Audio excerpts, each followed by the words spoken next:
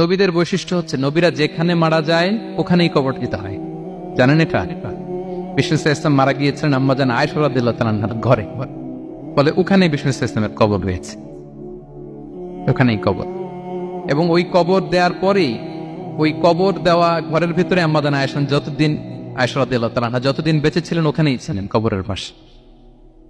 এরপর বাবা মারা গেলেন আবু বকর, বিষ্ণু ইসলামের পাশে কবর দেয়া হলো, বাবা আর স্বামীর পাশেই থাকলেন। এরপর ওমরে ফারুক মারা গেলেন, ওনারও কবর দেয়া হলো।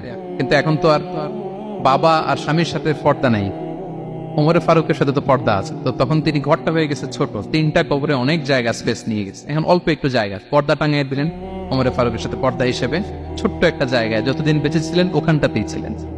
ওমরে ফারুক যখন আমিরুল মুমিনিন খলিফা, তখন ছেলে আব্দুল্লাহকে পাঠিয়েছিলেন যে যাও একটা অনুমতি আগে থেকে নিয়ে রাখো আম্মাজান আয়েশার কাছ থেকে, যেহেতু ঘরটা ওনাকে